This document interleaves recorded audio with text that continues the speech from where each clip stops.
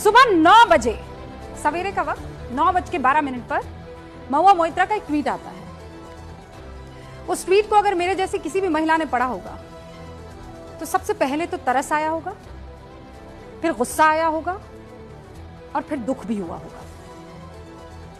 और ये तीनों इमोशन उस वक्त इसलिए थे क्योंकि ये ट्वीट कोई जनरल पॉलिटिक्स का या आइडियोलॉजी का, किसी विचारधारा का, किसी पर हमले का ट्वीट नहीं था।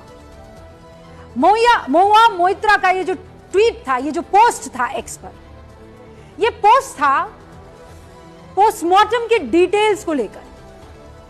अगर वो डिटेल्स खाली यूं ही डाल देती तब भी चल जाता, लेकिन मैडम तो 10 कदम आगे निकली। महिला डॉक्टर का फ्रैक्चर नहीं हुआ, महिला डॉक्टर के साथ गैंगरेप नहीं हुआ। ये लब्बो-लुबाब है, हूबहू जो है वो आपको सामने दिख रहा होगा। अंग्रेजी में ट्वीट किया था।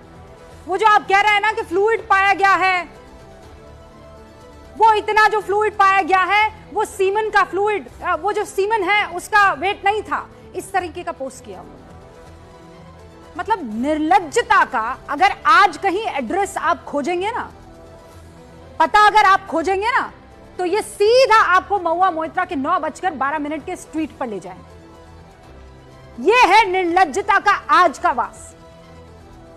हां, मैं जानती हूं कि आपको ममता बनर्जी को बचाना है क्योंकि आप उनकी पार्टी से चुनाव जीती हैं। हां, मैं जानती हूं कि ममता बनर्जी की पार्टी से आपका सीधा ताल्लुक है, लेकिन एक महिला है ना पहले आप, और एक महिला होने के नाते इस तरीके का ट्वीट कि फेक बातों को आगे मत बढ़ाइए।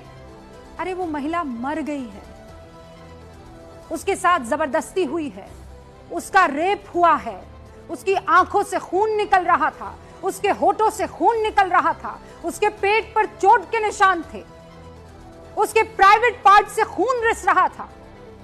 और आप कह रही हैं कि ऑटोप्सी को लेकर जो फेक न्यूज फैलाई जा रही है वो गलत है। कुछ तो शर्म कर लीजिए। आरजी कर ऑटोप्सी न्यायिक मजिस्ट्रेट और 3 डॉक्टरों की मौजूदगी में हुई, हमें भी मालूम है, लेकिन आप इस तरीके का ट्वीट करती हैं कि उनकी हड्डियों में कोई फ्रैक्चर नहीं है, 150 ग्राम जो सीमेन है वो नहीं मिला है, ये पूरे उस इलाके का वजन है। और फिर कह रही है इससे साफ है कि घटना में कई अपराधी शामिल नहीं थे। फिर कह रही है फेक न्यूज जो है वो ना फैलाए।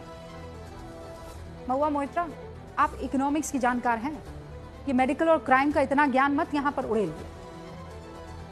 और सबसे पहले तो आप ये बताइए कि आपके पास ये जो ऑटोप्सी की रिपोर्ट है वो हाथ कैसे लग गई आपके?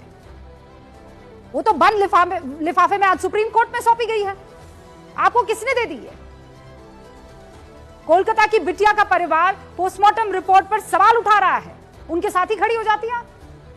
और सिर्फ यही नहीं है ना, पूरा का पूरा सिस्टम ऐसा लग रहा है, और ये मेरा सवाल है, आपको ऐसा नहीं लग रहा है कि पूरा का पूरा सिस्टम, पश्चिम बंगाल की सरकार कुछ सच में छिपाने की कोशिश कर रही है और इसीलिए इतनी अति उत्साहित है? कभी मार्च पर निकल रही है, कभी 7000 गुंडे वहां पर पहुंच जा रहे हैं जहां पर सीबीआई की टीम को जांच करना होता है। और सीबीआई को लेकर आप देखेंगे बहुत सारे नैरेटिव चल रहे, क्या कि सीबीआई ने बताइए, कभी किसी घटना जो घटी है उसके असल कल्प्रिट को पकड़ा है क्या?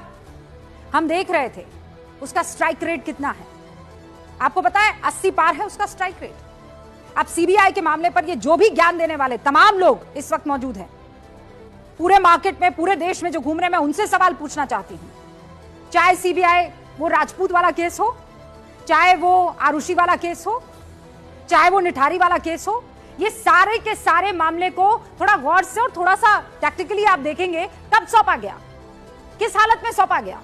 जब सबूतों के साथ छेड़छाड़ हो चुकी थी। कलकत्ता के केस में क्या हुआ है? सबूतों के साथ छेड़छाड़ हो चुकी है, रेनोवेशन का काम चल रहा था, क्राइम सीन को कॉम्प्रोमाइज किया जा चुका है। फिर उसके बाद अचानक एक दिन जागेंगे और कहेंगे सीबीआई देखिए कुछ नहीं कर पाई है, फला को फांसी की सजा दे दी जाए। ये सारे टैक्टिक्स हम बहुत पहले से देखते आए हैं और इसीलिए आज ये जानना बहुत जरूरी है, क्योंकि सुप्रीम कोर्ट फिर से मैदान में है और सुप्रीम कोर्ट ने जो तल्ख टिप्पणियां की है, आप जब उसे सुनेंगे ना तो थोड़ा सुकून आपको मिलेगा कि कहीं तो कुछ समझ की बात हो रही है। ये तो सीबीआई का रिपोर्ट कार्ड है जो मैं आपको बता रही हूं, देख लीजिए 74.59% है उसका स्ट्राइक रेट अभी जब मैं आपसे बात कर रही हूं। बहरहाल सुप्रीम कोर्ट में क्या कुछ कहा गया, मैं चाहती हूं बिग पिक्चर यहां आपको स्क्रीन पर नजर आए। मेरे पीछे ये बड़ी सी स्क्रीन जहां पर सुप्रीम कोर्ट ने जो जो टिप्पणी की है वो आप आज जानेंगे और आपके लिए जानना जरूरी है। ये सर्वोच्च अदालत का कलकत्ता में ये जो केस है उसे लेकर कहा गया है। ये देखिए, सबसे पहले किसने एफआईआर दर्ज करवाई, कब एफआईआर दर्ज हुई, सुप्रीम कोर्ट ने पूछा। कपिल सिब्बल जो कि बंगाल सरकार की तरफ से वकील है, क्या कह रहे हैं, पहले मृतक के पिता ने और फिर अस्पताल के वाइस प्रिंसिपल ने एफआईआर को दर्ज किया है। ठीक है, फिर सुप्रीम कोर्ट ने कहा किसकी शिकायत पहले आई, पिता ने रात के 11:45 पर शिकायत दर्ज की है। यह सुप्रीम कोर्ट सवाल कर रहे हैं, उसका जवाब आ रहा है। तो सुप्रीम कोर्ट ने कहा अंतिम संस्कार के लिए शव को कब सौंपा गया, कपिल सिब्बल जो वकील है वो कहते हैं रात को 8:30 बजे जज साहब। फिर उसके बाद सुप्रीम कोर्ट सवाल करते हैं जो हमारे जजेस हैं कि शव के सौंपे जाने के 3 घंटे बाद एफआईआर दर्ज हुई। दोपहर 1:45 से लेकर शाम 4 बजे के बीच ऑटोप्सी हो गई, लेकिन एफआईआर दर्ज करने में 3 घंटे की देरी क्यों हो गई, यह सवाल पूछा है सुप्रीम कोर्ट ने। क्या वजह है कि इतनी देर के बाद आप एफआईआर दर्ज करते हैं, और यह भी कहा कि एफआईआर दर्ज पिता को क्यों करनी पड़ी, कहां मामला घटित हुआ, अस्पताल में, तो अस्पताल प्रशासन ने क्यों एफआईआर दर्ज नहीं करवाई, कहां गायब थे, किस बात को लेकर वहां पर बातचीत चल रही थी कि एफआईआर दर्ज कराने का टाइम नहीं मिला। ये वो तमाम सवाल है जो आज सुप्रीम कोर्ट की तरफ से पूछे गए हैं और इसीलिए आज इस पर बहस करना जरूरी है। सवाल बहुत महत्वपूर्ण है।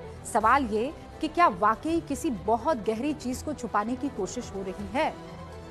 हाँ, आप महिलाओं के इंसाफ के लिए मार्च तो निकालती हैं ममता दीदी, लेकिन आपकी तमाम महिला सांसद ये साबित करने की कोशिश में क्यों लग जाती है कि मामला बहुत गंभीर है नहीं जैसा दिख रहा है।